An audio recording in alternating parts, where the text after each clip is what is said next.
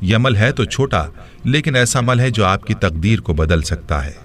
بہت ہی آسان عمل ہے جسے مرد حضرات بھی کر سکتے ہیں اور عورتیں بھی کر سکتی ہیں۔ یہ عمل کیا ہے اور اس کی طاقت کیا ہے، اس حوالے سے آپ کو نبی کریم صلی اللہ علیہ وسلم کے دور کا ایک واقعہ سناتا ہوں۔ پیارے بھائیوں اور میری بہنوں، آپ نے اس ویڈیو کو بغیر اسکپ کیے دیکھنا ہے تاکہ آپ اس عمل کو اچھی طرح سے سمجھ سکیں۔ روایات میں آتا ہے کہ نبی کریم صلی اللہ علیہ وسلم نے اپنے ایک صحابی سے پوچھا کہ کیسے دن گزر رہے ہیں، تو صحابی نے عرض کیا، یا رسول اللہ صلی اللہ علیہ وسلم کیا بتاؤں، بہت ہی مفلسی اور غربت کے دن ہیں۔ بچپن میں ہی والدین فوت ہو گئے اور زندگی میں تنگیاں ہی دیکھیں، کوئی آسودگی نہیں دیکھی۔ نبی کریم صلی اللہ علیہ وسلم اپنے صحابی سے باتیں کر رہے تھے کہ حضرت جبریل علیہ السلام تشریف لائے اور آپ صلی اللہ علیہ وسلم کو یہ اطلاع دی کہ جس صحابی کے ساتھ آپ بات کر رہے ہیں اس کی زندگی کل ظہر تک ہے۔ نبی کریم صلی اللہ علیہ وسلم کی آنکھوں میں آنسو آ گئے۔ فرمایا، اے میرے صحابی، تیری سب سے بڑی خواہش کیا ہے؟ بتاؤ تاکہ میں تمہاری خواہش پوری کروں۔ صحابی کی آنکھوں میں آنسو آ گئے اور بولا، یا رسول اللہ صلی اللہ علیہ وسلم، میں نے زندگی میں کبھی میٹھا نہیں کھایا اور میری خواہش ہے کہ میں زندگی میں میٹھا کھاؤں، اور دوسری خواہش یہ کہ مجھے زندگی میں نیک بیوی مل جائے تاکہ اس کے ساتھ آسودگی سے زندگی گزاروں۔ نبی کریم صلی اللہ علیہ وسلم نے حضرت ابوبکر، عمر اور حضرت علی رضی اللہ عنہم کو بلایا اور اس شخص سے پوچھا، کیا تمہاری نظر میں کوئی رشتہ ہے؟ تو اس نوجوان نے کہا، میرے چچا کی بیٹی ہے جو خوبصورت بھی ہے اور نیک بھی، لیکن میری غربت کی وجہ سے وہ مجھے نہیں پوچھتے۔ تو نبی صلی اللہ علیہ وسلم نے اس کے چچا کو بلایا اور فرمایا کہ تم اپنی بیٹی کا رشتہ اس صحابی کو دے دو جو تمہارا بھتیجا ہے، اور فرمایا کہ میں نے اس کا نکاح تمہاری بیٹی کے ساتھ کر دیا ہے۔ اب اللہ کے نبی صلی اللہ علیہ وسلم نے صحابی سے کہہ کر اس صحابی کو شادی کا انتظام کروایا اور حضرت ابوبکر صدیق رضی اللہ عنہ سے فرمایا کہ اس کے لیے میٹھا پکوائیں تاکہ صحابی کی میٹھے کی خواہش بھی پوری ہو سکے۔ یوں صحابی کی شادی ہو گئی۔ اس صحابی نے اپنا مکان پیش کیا، وہ صحابی اپنی دلہن کے ساتھ اس گھر میں چلے گئے، ان کو ضروری سامان بھی دے دیا گیا اور میٹھا بھی ان کے لیے پیش کیا گیا۔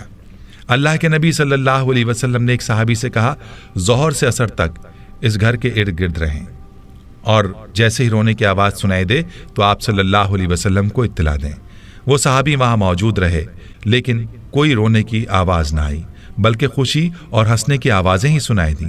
عصر کے وقت اس صحابی نے نبی کریم صلی اللہ علیہ وسلم کو سارا ماجرا بتایا تو آپ صلی اللہ علیہ وسلم سجدے میں گر گئے اور اللہ رب العزت سے عرض کیا، یا اللہ، جبریل علیہ السلام نے تو مجھے اطلاع دی تھی کہ صحابی کی زندگی ظہر تک ہے، لیکن یہ کیا ماجرا ہے؟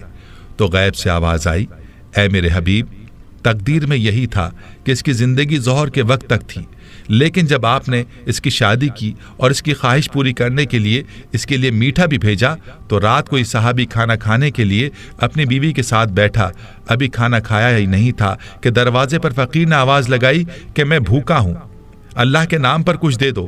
تو صحابی نے بیوی سے اجازت لے کر وہ سارا کھانا اس فقیر کو دے دیا، اور وہ میٹھا جس کی وہ خواہش رکھتا تھا وہ بھی اس نے فقیر کو دے دیا۔ جب فقیر کو اس نے کھانا دیا تو فقیر نے دعا دی کہ اللہ تمہاری جوڑی سلامت رکھے اور تمہیں زندگی میں خوشیاں عطا کرے۔ تو میری عزت کی قسم، مجھے اس نوجوان صحابی کی ادا پسند آئی اور میں فقیر کی دعا کو ٹال نہ سکا، یوں اس کی زندگی کو میں نے بڑھا دیا۔ تقدیر کا لکھا یہی تھا کہ اس نے ظہر کے وقت مر جانا تھا، لیکن صدقے نے اس کی جان بچا لی۔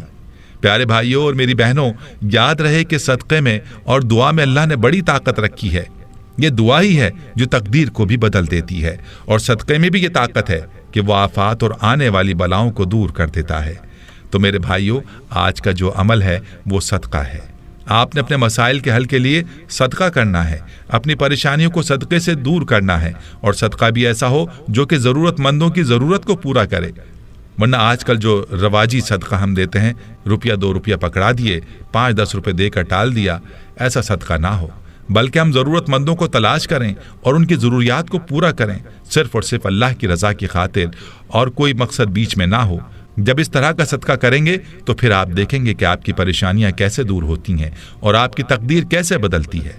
ہمیں چاہیے کہ اپنے ارد گرد رشتہ داروں میں دیکھیں کون ہے جو نادار ہے، جو مفلس ہے، اس کی مدد کریں، اور اپنے دروازے پر آنے والے فقیر کو ہم خالی نہ لوٹائیں بلکہ اس کی ضرورت کو پورا کریں۔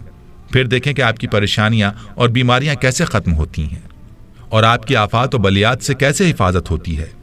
प्यारी बहनों और मेरे भाइयों, जब भी आपको किसी परेशानी का सामना हो तो सदका कर दिया करें। अल्लाह के फजल से परेशानी दूर हो जाएगी। यहाँ आपको सदक़े के चंद फ़ज़ाइल बताता हूँ, ज़रूर मुलाहिज़ा कीजिएगा।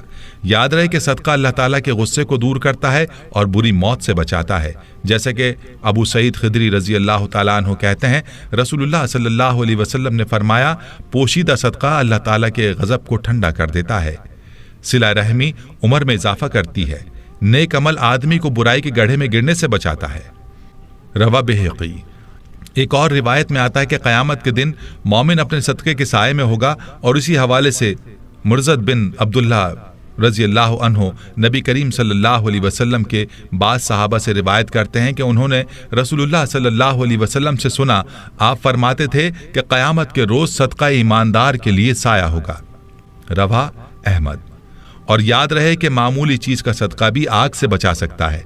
जैसा कि पहले भी जिक्र किया गया कि एक खजूर भी अगर इखलास के साथ अल्लाह की राह में दे दी जाए तो उसका अजर भी पहाड़ जितना होगा। और अदी बिन हातिम रज़ी अल्लाह अन्हु कहते हैं कि मैंने रसूलुल्लाह सल्लल्लाहु अलैहि वसल्लम को फरमाते हुए सुना, जहन्नुम की आग से बचो, ख्वाह खजूर का एक टुकड़ा ही देकर बचो। बुखारी। दोस्तों, मालूम हुआ कि अल्लाह की राह में दी हुई एक खजूर भी इंसान को जहन्नुम की आग से बचा सकती है। एक रिवायत में आता है कि सदका गुनाहों को बुझा देता है।